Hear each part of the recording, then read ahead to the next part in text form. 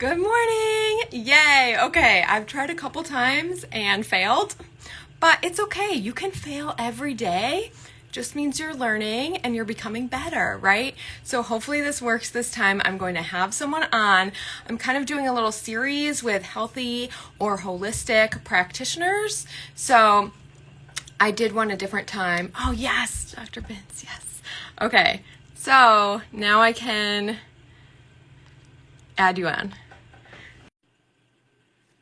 Let's see. It's always like a little weird when they're getting on, but hopefully that worked. Yes. Okay. Hey. There we go. All Third right. We time is finally the got it working. charm. Yay. Okay. So let me do a little introduction of you. Well, I'll do myself too, I guess, just in case your people hop on. So my name is Sure. Sarah. I live in Syracuse, New York. I went to school to be a pharmacist, but I stopped practicing earlier this year because it was just not my love. And I wanted to do something I loved. I think that is a little part of living your healthiest life. That's what I titled this. Um, and yeah, so I changed, after pharmacy school because they kind of taught, a pill for every ill. And I believe now that the body can really heal itself. Some people think I'm anti-doctor, which is not true at all. I'll just let you know, Dr. V, you probably don't know this, is that my husband is an amputee. He was in an accident when he was 14.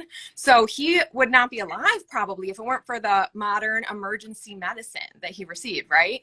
So I'm not that at all. I think there's a place. I just think, the body is miraculous. It can heal itself too. So I will introduce you. You can tell me if there's something else you want to add. But okay, this is Dr. Vincent Esposito. He's a chiropractor. He's a nutritionist. He's a co-host of a podcast called The Art of Eating. And then he also does meal plans, one-on-one coaching, stuff like that. And you also live in New York. We talked about that briefly. Did you used to live in the city, but you recently moved to Saratoga? Is that it? Yeah. Yeah. So we actually just moved like, what's today, the second? So like 4 weeks ago. This is week 4 up here. Okay. So still kind of getting some unpacking done and stuff like that. But Yeah, yeah, it's pretty recent. it's a process. Yeah. Did I forget anything? Mhm. Anything else you want to say about yourself? No, that kind of that covers it for the most part. That's the gist of it. Cool. Cool. Well, we can hop into it then. I was just saying I have like a multi-passionate Instagram. So I talk about I like positivity in general and like motivation and being your best self. I talk about natural products because I distribute naturally based hair care, and then I mentor others who want to do the same. So talk about that, but then and then also I have kids. So I talk about positive parenting and stuff like that. But another huge chunk that I love is just health and food. And I share food pictures. If you scroll like way down in my Instagram, I've come a long way because I used to have the darkest, worst photos. And now I'm like, hey, that's not bad. Like the one I posted recently was pickled red onions. I'm like, that's a pretty photo. But I think part of it is phones have come a long way and taking pictures is just easier on phones now. Like it's great camera.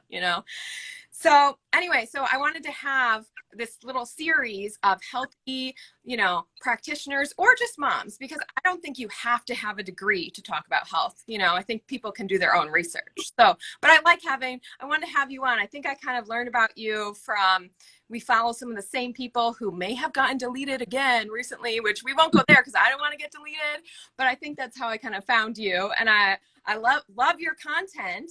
And so I just wanted to have you on. Would you mind just telling your story? Like how, for you, have you always been into health? Is that how you grew up or did something happen? Um, I think it's like a little bit of both. So, like for me, so my parents, like my mom is a dentist and my dad's actually a chiropractor. So like I've been like kind of like exposed to it, I guess, on like both sides to some degree. But as a kid, like I was always generally like pretty healthy. I didn't get sick a ton. I never got like, the ear infections and all that, like kind of as a kid. And I was also like really active also as a kid. So I was playing like multiple sports, did that in high school. And it wasn't really until like I went to college that I started having issues for like or like health issues for like the first time. So I played a sport in college, so I was like active most of the time. Was still like pretty much as active as I was, I would say, like in high school as a kid, just kind of in a different way. I was more focused. But, like through that first, I'd say like 18 months or so that I went to college, and I actually went to college up here. I went to Union, so I wasn't not far from where I am now. Yeah. Um, but over those first 18 months, I I developed like a lot of things that I never felt before. So like one was the most obvious part of it was the weight gain, and I just figured, that's just kind of part of what it is. I just figured I'm working out more. I'm doing, maybe it's all just muscle mass. That's honestly what I thought, like at the time. But it didn't just come with that, right? So it came with things that I never experienced before. So like brain fog, just like wacky like energy cycles. I mean, I've always been like more of a morning person, but I never had. I call it like a need for coffee, like a reliance, I guess, a bit on it that I never had again. Really, before I went to college, never drank coffee really. And then I developed some digestive issues, like kind of like alternating between, I would say, like diarrhea, constipation. It was never like regular, I guess would be the way to go with that. And then the strangest part of it, the one that like really got my attention was, I believe it was my sophomore year of college. I developed seasonal allergies. Never had allergies before in my life. So I was taking like, Claritin and, March and April and May. And initially, like, I just figured like, oh, I'm not in the city anymore. Like maybe there's just like a lot more trees. Like this is like where my mind was at the time. I never put the two together. Because honestly, part of me thought I was doing the right thing. So like usually when I would go to like the dining halls and stuff, I would just get, I'd get a plate of what I thought was balanced, and then I would always get like a second plate that was literally just a big salad. And I just figured, I think I'm doing all the right things, and I just couldn't kind of figure it out. So I go to chiropractic school right after I graduated, like right after. And that was the first time I lived by myself, like alone in like I had no roommates or anything. And so I learned very quickly I had to learn how to cook, to just to save money. This had nothing to do with health at that time. So it was just about, how do I make ends meet from a financial standpoint? I'm not making a lot of money. I'm a student. Like I'm not really, doing a lot to make money at the time. And that was a way for me to make to save money. And over like that first year or so, I started learning how to cook, like literal basics. I was watching like a lot of the Food Network. I was watching a lot of just these like YouTube channels that I kind of fell in love with. I just like to learn the basics of how to cook. And about a year into chiropractic school, I had to take biochemistry, and it was taught by a naturopathic doctor. And she taught it in a way that I just found incredibly interesting. And it just so happened that Bridgeport, the school I went to, offered a master's degree in nutrition. And I decided to start like going down that path while I was still in school. And about a year into that, I was obviously learning a lot, but I was also doing my own research, reading a few books on nutrition. And at some point, about a year in, I was just like, why am I taking all this if I'm not going to implement it? So I basically just started making a lot of changes, going more towards like a plant-focused, plant-centered, I guess, approach. And I would say over like 2 months, the first 2 months, my energy levels came back. The digestive issues I had went away. Over my like the first 5 6 months, all the weight that I put on came off. And again, I didn't really change anything else in my life at that point in terms of like what I was doing day to day. Mm-hmm. And the next spring, I noticed my allergies didn't come back. And it was around that point that I was like, holy crap, like, if I can do it, and like, I'm just kind of like, I mean, the nutrition stuff, like I'm learning like kind of like the back end, like how it works, but the practical aspect of it, like literally anyone can do. So it just takes a little bit of time. It's like learning a skill. And it was around that time, like that I was about to graduate chiropractic school, that I wanted to make that my focus, is really just helping others help themselves, really. Yeah, yeah. And it's so because sometimes you don't even realize how you saying something like on Instagram, for example, like here can really affect someone. So on my stories, I just shared our process of we made a healthier homemade Butterfinger. It was like with maple syrup, had organic peanut butter, a little cream of tartar to like make it a little crunchy, and then like you put it in, I think that was it, and then you melt chocolate and put it over it, and well, you heat it, obviously. I don't know. So anyway, I got a message from people saying like, thank you, just a couple. But then I got one message that was like, I'm in love with you. I have so many food allergies and restrictions and stuff, and I haven't had candy for over a year, and now I can make it. Like, oh, I was just sharing what we were doing. And some people honestly probably watch me and like roll their eyes because they're like, oh, here she is sharing about healthier options. Why don't you just eat a regular Butterfinger? But I'm like, no, I don't want to because I don't feel my best. And I know other people might not either. In pharmacy school, by the way, there was no nutrition classes. I took nutrition as an elective, and I will say, looking back, it was heavily like influenced, I guess, by big food. Like, I think so. Not things that, I don't know, I feel, what can I say?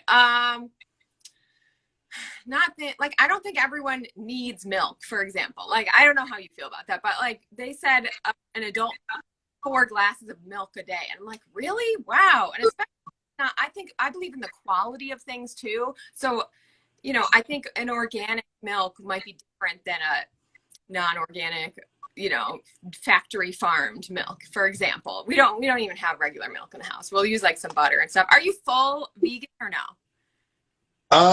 Yeah, so at this point I am. I mean, listen, I'm well aware that most people that's just not going to happen, but I do think like making a transition to making more of those things, you know, more of a focus, like to me, like the biggest hurdle was, you know, literally trying to figure out how to not put like a piece of steak or a fish or chicken on a plate and then make it a whole meal. And then kind of like once you figure that out, like there's kind of like a flow to it, and then it just becomes it's like anything else. It's like, you know, you just get more comfortable the more you do it. And, you know, it really more is about, you know, kind of breaking through like those kind of mental roadblocks that you yourself put up more so than anything else. But to your point though, that's interesting. So like I know like on average, when it comes to like education, when it comes to nutrition, like I forget what the exact number is, but it's like 20 some odd hours if you go to medical school on average. Some schools still get none here in the US. And I mean, listen, like even I went to chiropractic school, like we took a few classes. I don't know the exact numbers off the top of my head in terms of hours, but I didn't feel comfortable like just taking those classes and then giving, you know, opinions on that. Well, that's why I got further education in it. Yeah. Now, do you have to go that route and get that type of formal education? I think to your point, absolutely not at this point. Anyone can learn this stuff and apply it, and you don't necessarily need a degree to do it. Especially now, I think it's not like the information isn't available. It is harder to kind of like go through it and decipher it, though. That I think is more difficult because everyone can have an opinion, and you know, while I think obviously everyone should have the right to have an opinion, that doesn't mean they're always correct, and there's always nuances that are very hard to bring up, you know, in a tweet or an Instagram post. Yeah. I just saw a comment there, and it's so true. Like that's what I was saying too, that it's always influenced by big foods and the industry because they have so much money and they can be like, hey, yeah, you know, you do need to have meat in every meal or something. And like that's the big ag, like saying that and having their hand in it, and like most people would not agree with that. And again, like maybe some people have different preferences, or some people might thrive more on a little bit more meat than others. You know, I tend to look at the blue zones personally. I find that really interesting because it's, Yeah. Say it's genetics. It's like places all over the world, and then they're mostly plant-based but have a little bit of animal products. So I don't know. It's interesting. I'm like still learning too, but it's disappointing that like the money can have a tie in the nutrition classes at colleges and stuff, I think. So yeah, that's a really good point because when that happens, and it happens because I did a post on this like a couple months ago, and it was about a nutrition conference. I think it was for nurses or whatever, and I was able to find you know, who were the sponsors for it.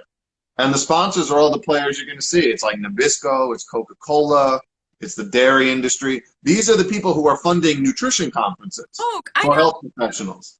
Like, so if those are the people that are going, if those are the corporations that are going to, influence the medical community, the conventional medical community, like what do you think they're being told? I mean, this is what it was with Coca-Cola and Pepsi still do this with like, oh, like, you should exercise more. And obviously, listen, movement is important, but like their idea is to, oh, you're just not exercising enough. I'm sure, there are people listening right now, like you can never outrun or outwork out a crappy diet. It does not Yeah. happen And at the end of the day. So this like misinformation or really just it insinuating that like you can eat whatever you want or think that like you reach a certain number of calories and no matter what you fit into that box, you're good. And when it comes to weight loss or health in general, it's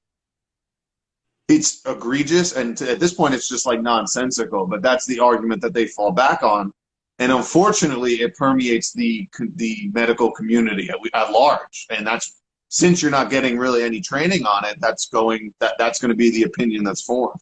hmm you know what's interesting is that one of my best friends is a personal trainer, and so that's how she makes her money, is through like helping people exercise and work out and stuff. But she says this all the time. What you just said is you can't work out a bad diet. She's always says Yeah. that. She's like, if I really, was trying to like trick people or something, I'd be like, yeah, just come work out with me. You'll be fine. But she talks about the whole picture too. So yeah, Right. that was interesting. So I guess two-part question, and it might be the same answer.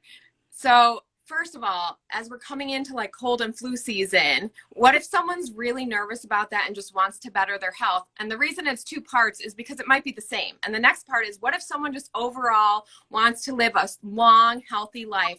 What would you recommend? Like, are those the same? Can you go through kind of what you would say? And I know you had a post about this like a couple days ago too, I think, and I can like picture it. So I think I know what you're going to say, but I'm interested to hear anyway. Yeah, so there's like I guess there's two parts. It's like what are you gonna do like in the short term and what are you doing like long term? Because at the end of the day, like we're all gonna get sick at some point. That's just part of life. That's okay. That's a normal part of life to get sick occasionally. If anything, it might be a good thing. Now listen, if it's happening chronically all the time, it's time to look into something deeper. But we're talking about like coming down with a cold or something, whatever, every so often, it's probably not a bad thing. Yeah. So, yeah. So in the short term, things that might help or be better, I find things like elderberry, echinacea.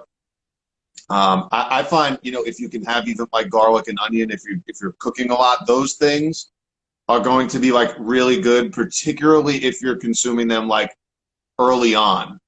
So like as soon as you feel a cold coming on, or you might be feeling like a little bit under the weather, those are the best times to take those things. Is like as soon as because kind of once it kind of gets going, like 24, 48 hours, it's kind of pretty much just going to run its course at that point.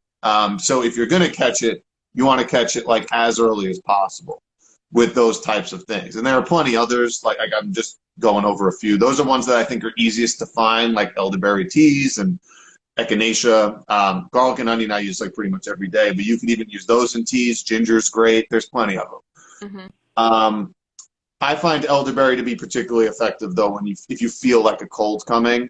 That seems to be like the best. And really, I know you can use it for a lot of things. That tends to be the time that I use it the most. So like short term, if you feel something coming on, those would be like interventions that you can come up with or use like in a pinch. Now, like long term, and this is really where I think the shift needs to happen is that like there's always like we live in a world that is constantly we're surrounded by different viruses, bacteria, fungi in the air, in our house, wherever you are outside. Like this kind of concept, and unfortunately, I think like rabbit hole that I guess conventional medicine, let's say, has gone down so far is that we're kind of separate from nature, but we actually like are nature. We're baby. The only reason we exist is to live kind of in sync and in line with it. Yeah. And especially here in the north, especially this time of year, it gets tricky. So like one of the best things that there's so many like free things that you can take advantage of. The first one that always comes to mind for me is sunlight, getting outside. It can do so many different things, from just regulating, optimizing, our pineal gland function. We need that for melatonin.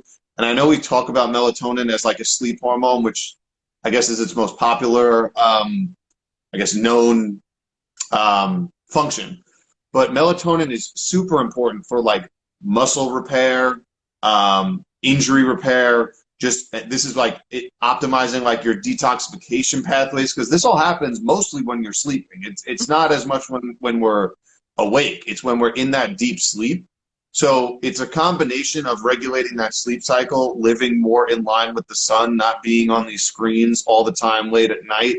Yeah. If you are, try to get some blue light blocking glasses. They're usually red tinted. Or install the filters on your phone. I have mine turned up, all the way, as high as it goes.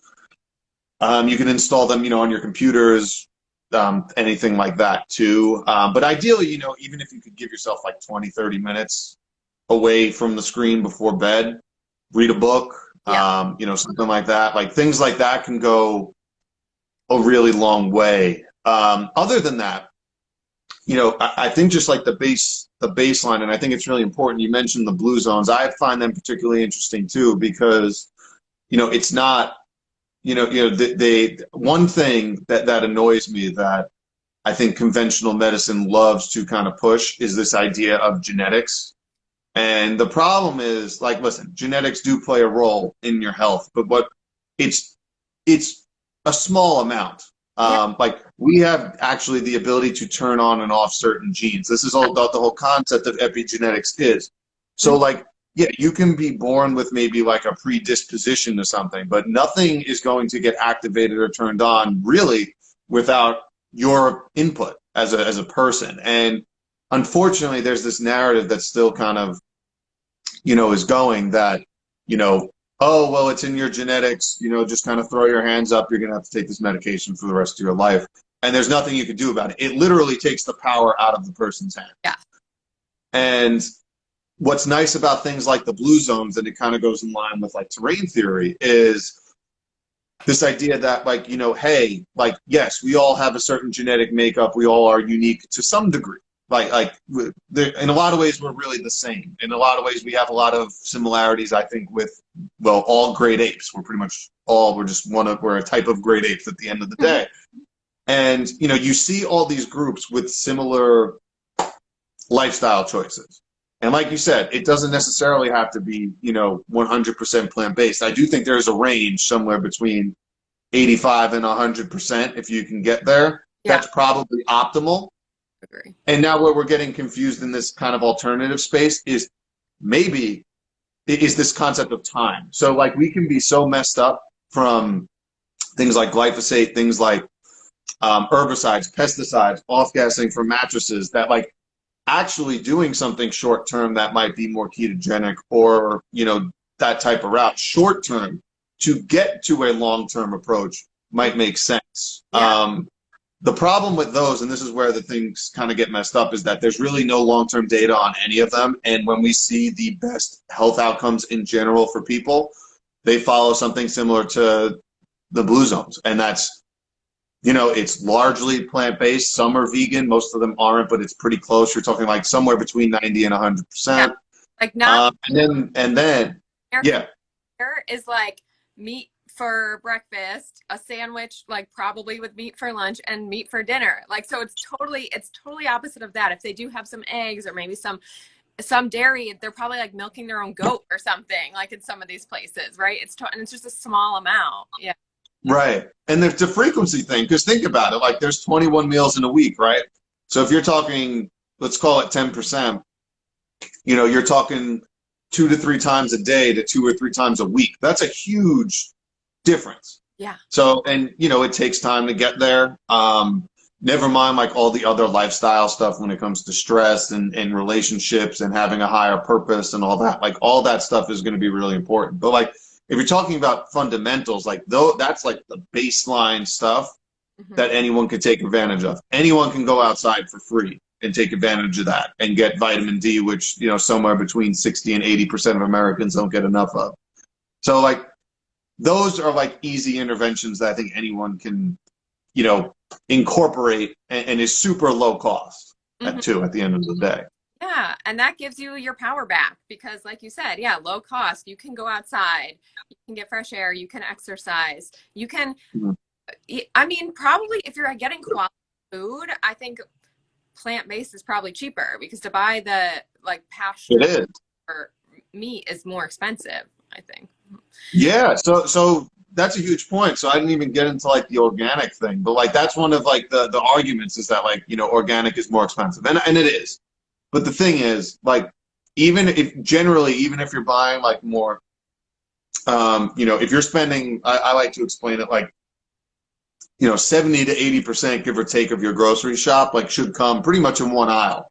And if you're in, you know, the produce aisle, like, if you're buying fresh produce, like, you'll realize that it's usually cheaper. Even if you're buying it organic, it's going to be cheaper than the organic pasture raised, you know, wild, you know, Yeah. beef or chicken or fish. Hmm. That stuff gets really pricey. And then the biggest transition, and this is one that like kind of takes time, is more towards getting more like lentils, chickpeas, legumes, which if you buy them, especially dried, they're dirt cheap. Yeah. Like you are going to save money just by making those basic um, transitions when you're at the store, and you will save money. Like that's one of the things that I think is overlooked. Where you do get the thing that I think most people get tripped up on is getting things, even if they're of high quality, that are pre-made. That's where things get more expensive, whether it's chips or you know hummus or salsa or whatever. You know, those organic products tend to be a lot more expensive versus if you were to just buy the organic ingredients and make them yourself.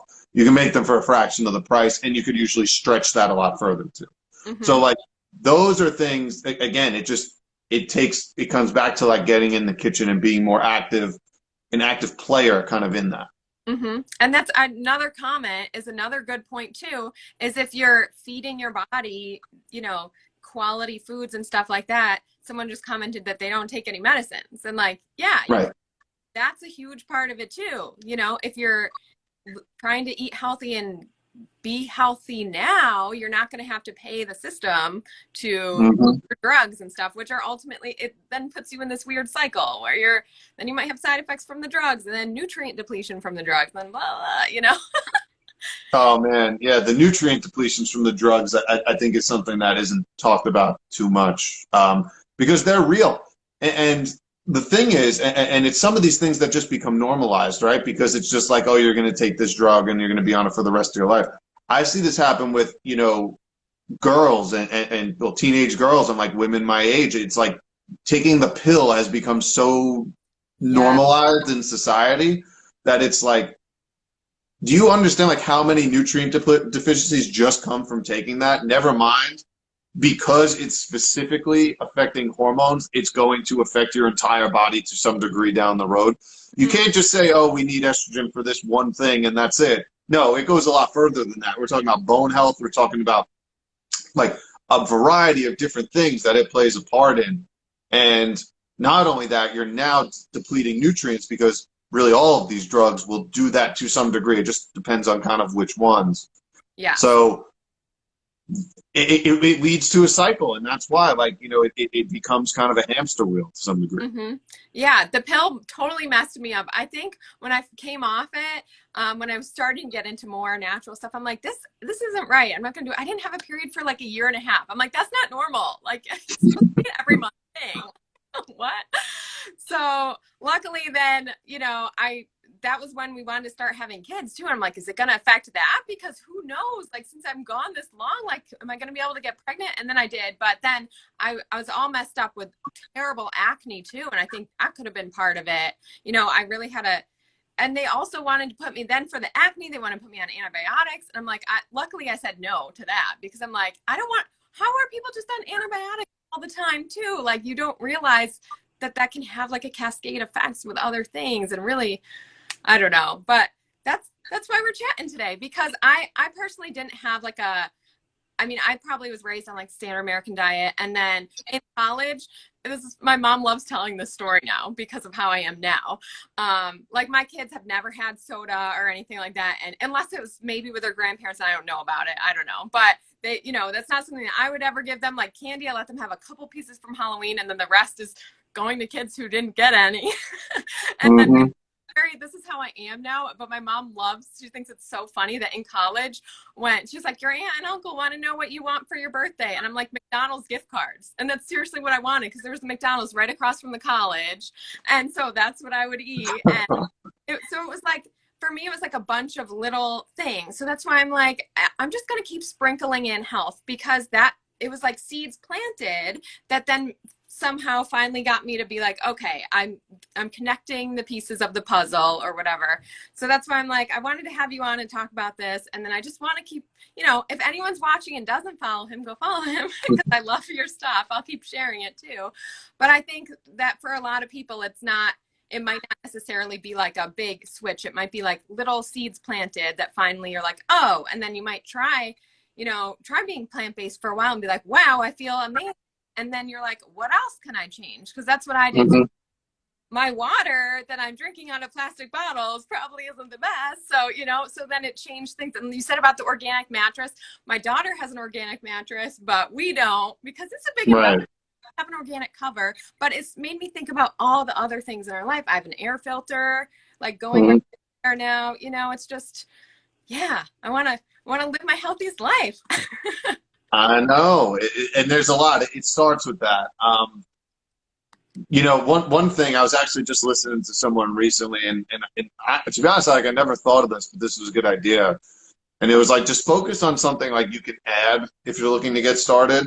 And I'm totally stealing this idea. Like, I did not come up with this.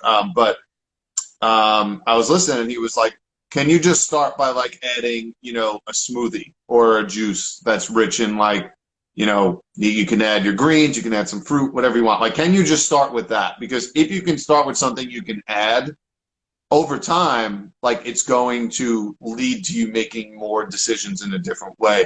What I've seen particularly with people who try to go more plant-based too quickly, and this is why I think people get turned off by it and think lectins are going to kill everyone, is that they try to go like 100% really quick from eating like a low fiber, essentially like low or no fiber.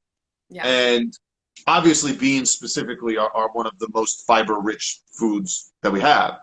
So, you actually need to have that kind of microbiome adjust over time. And if you just kind of like jump into it overnight, you're running for a potential chance to have some sort of digestive issues, maybe constipation, maybe bloating, gas.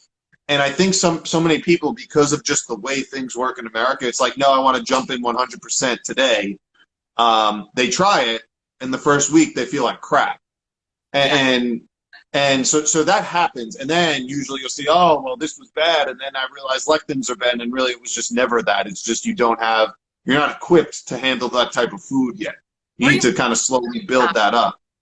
Yeah, you got to slowly build it up, like over weeks, usually like, a couple of weeks, a month. Like, if you can add like 5, 10, give or take grams of fiber a week, like, and slowly build up, so you don't have that, those kind of negative effects if you try to go like 100% right into it overnight. And usually most people aren't told that, or they aren't aware of it when they go into it.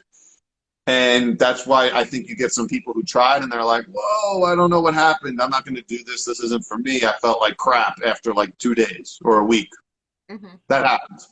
I love that. I think unless you have anything else, I think that's a great place to end, is like, what can you add? Because people don't like to feel deprived either. So if you're looking at what can I add to my diet, like, all of these great foods have I never even tried. Like, that was me. I didn't have a lot of these like greens and stuff. And now we get a CSA box. Well, it just ended, but we get a CSA box just full of veggies. And I'm like, cool. And sometimes like, I'm like, what is this again? And then my kids will look into it because they got different things in there, you know? So I love that it's like, what can you add? And a smoothie, I think, is a really great place to start too. I personally like smoothie bowls because I put all my toppings on it and then it feels more like a meal. But I totally get how some people need to, you know, just have it on the go as like a more convenience thing. But you can even be like not as a meal too. Like you were talking about, just adding something. Just Yeah. experience in. Yeah. I think that that seems to be a more, you know, effective approach is focus on what you can add before taking things out. Because if you can get into adding something, I think that'll slowly, again, I think it's just the way humans are wired is like we want to know what we, when things get taken away, that's not what we're looking for, you know, kind of like tense up. I want that. That's my, you know, soda. That's my Coca-Cola you're taking away from me. What if like you can just add something and maybe just using that, like as you do it, it's not going to be overnight. And this is the part that I think gets caught up, but ironically works better is when you're slowly making those like little additions, you're going to naturally be boxing other things out kind of as you go. And it'll happen, but it's going to take longer than you think. Yeah. Well, awesome. Thank you so much. I'm so glad you came on and we did this. It's so nice chatting. Absolutely. This was great. Thank you. We should do it again sometime. Yeah, we should do it again. And, you know, I always want to like venture into like where other people go, but then I see people get deleted. I'm like, man, this is part of my money is through Instagram. So I'm like, I don't know. It's a balance for sure. Okay. So, oh, should we end with like, is there any, maybe just end with, is there like one or two books or documentaries or like people, other people to follow on Instagram that you would recommend just in case people want more of like what we were talking about? So the Blue Sure. could say. Yeah. So books. The book that really got me started on all this was actually The Omnivore's Dilemma by Michael Pollan. Oh, wait, I remember. Is that the one that says, eat less food, mostly plants, not too much or something? That's that book. Yeah. Yeah. But it is very interesting insight into the food industry and just how that leaks into whatever we're calling this climate issue we have right now, and how food and really soil plays a role in that, and how conventional I think agriculture is probably the biggest culprit, no matter if you're vegan or not. It's just the way things are done, and that, to me, needs to be the biggest change. That book's like over a decade old at this point. A documentary, I would say, would be Food Inc. That and Cowspiracy were the first two that I watched. And again, these are old. But I think both of those are about a decade old too. But even, like I said, even at this point, pretty much all they do, like all they talk about, holds up to right now. And I think it would be worth going to that. Yeah. So The Omnivore's Dilemma is the book. Cowspiracy, Food Inc. was really the big one. That is another one that kind of dives into that. And oh man, there's way too many people. But I will say, I don't know. I was follow my man Danny at the People's Herbalist. He's doing some really cool stuff in like the New York and New Jersey area when it comes to herbs, and has been working with some people with like long hauler syndrome and stuff like that. He's been doing real cool stuff, and we're also working on something to come out in the future. But cool. I'll keep that under wraps. But that should be coming hopefully early next year. And the handle is called The People's Herbalist? At the People's Herbalist, Okay. yeah. Call him, but yeah, for anyone else. Okay, No. so much. All right, thank you. This is great. You too, bye.